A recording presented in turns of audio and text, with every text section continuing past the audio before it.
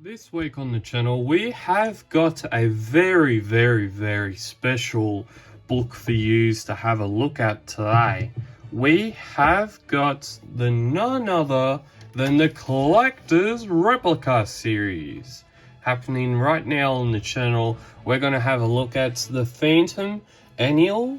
It's a very old book, and it adventure and excitement in stories, features, and pictures. Look at that cover. Really looking nice. We're going to have a look at this in the Collector's Archive. So let's have a look at this really cool old book of the Phantom. Got some names and a street. You're probably wondering where I picked this book up from. I picked it up from the Sydney Supernova Phantom Dinner auction last year, and we're going to have a look at this. The Phantom Annual. It's got a lot of stories in here.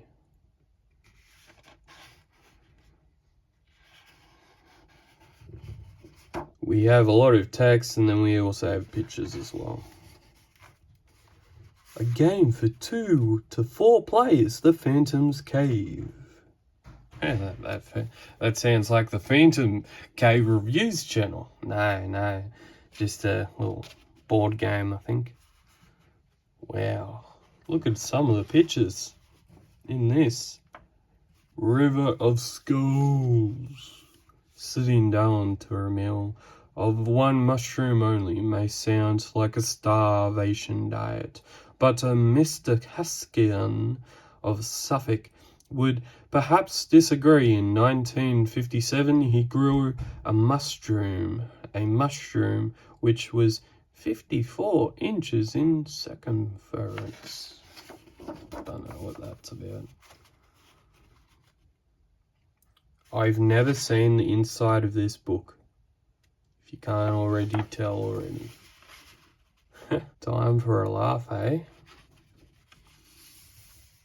This is my first time of actually having a look at the inside of this book. That's what we do on the Collector's Archive.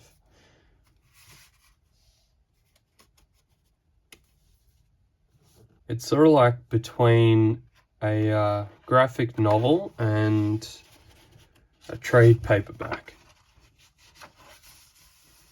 Because we've got these little pictures that describe different scenes in the book from the story.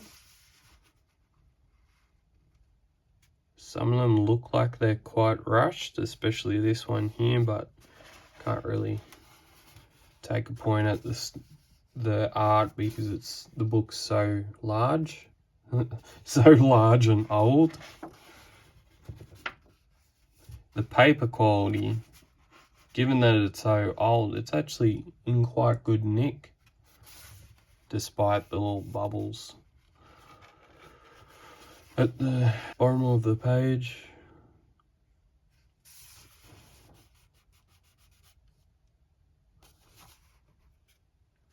That page just there, it sort of looks like a James Bond film, the old ones. Not the new ones, the old ones. And I can understand why so many people wanted this book at the auction. Just look at it.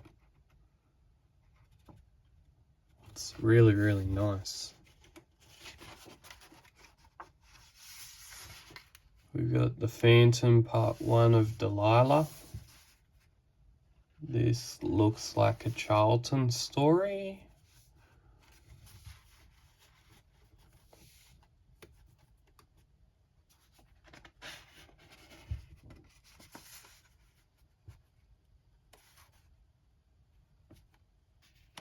Check out the color work.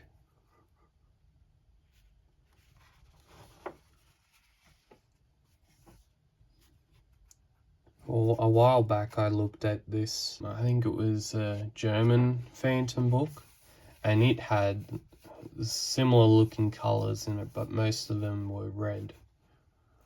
Like most of the outlines were red and everything, red and white. Most of those books were done in, if not by color.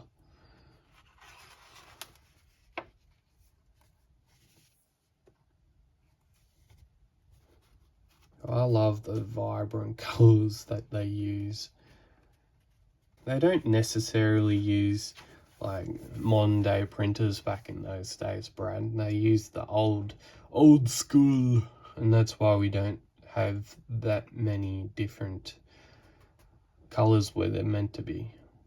That's why we got all these yellows, we got these oranges, because really they didn't really have, I guess, we're talking older technology, so we're talking older advanced printers. So they probably didn't have that many capabilities as in different colours for different scenes and different print colours and all that sort of stuff. So they just went with one block of colour for different panels because it was easier than having to put like, I don't know, like blue there, all different other colours in different spots. But I guess that's why you like looking at these kind of things, because you can appreciate the book and you can appreciate the story and the art within because they're older. For some reason, when I get an old book, it's like I appreciate it more because normally sometimes there's a little bit more of a story that comes with it, and you look at the art and you appreciate it more.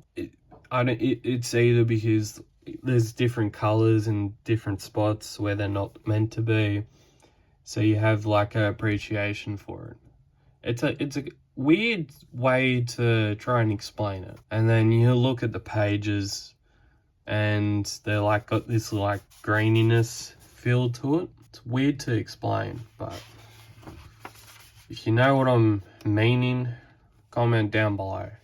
If you don't, well, you're here for the fun and giggles. You're here for having a look at this book. The Castle of Terror, eh? Wow, that looks like a board game. That nearly looks like Snakes and Ladders. Nearly. We don't want to be doing copyright stuff.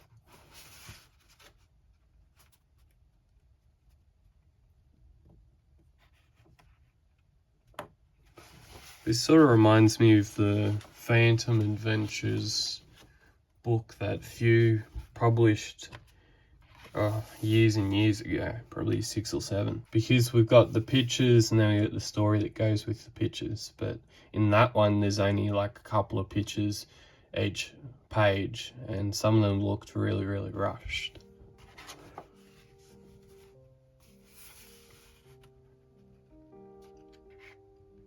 And then we have an actual comic book story with pictures and writing on each page. This must be Delilah Part 2 or something, because it's got the same colour patterns.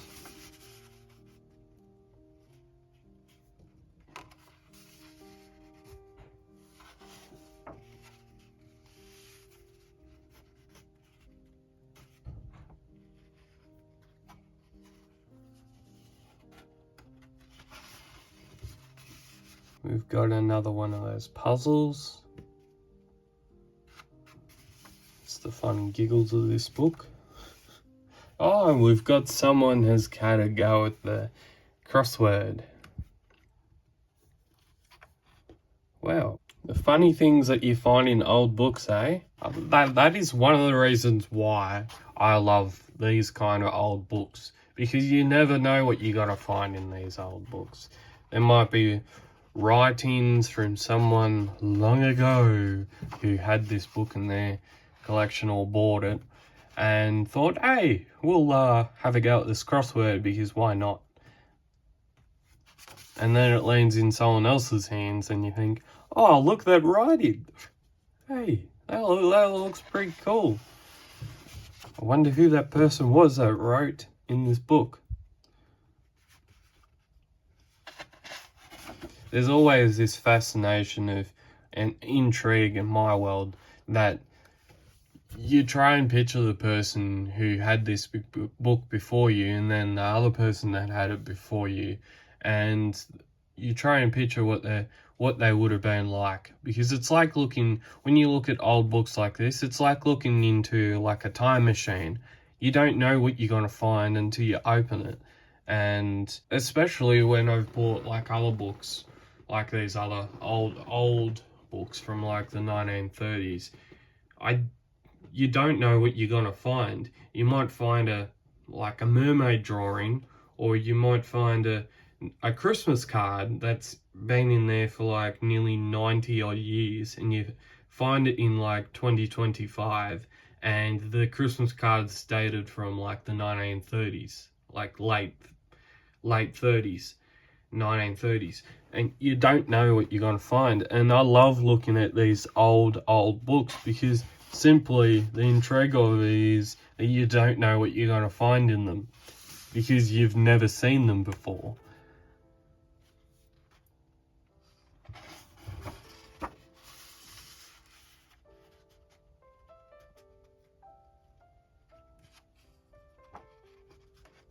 And you look at something like this and it looks like someone's just coloured it all in with like a texture or something. So that's the kind of appreciation we're also seeing and we're talking about.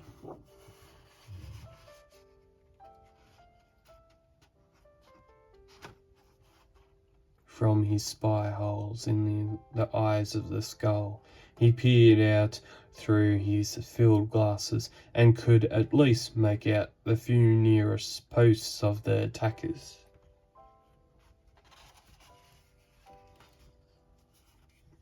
And we got these little true and false things. I'll read one of them.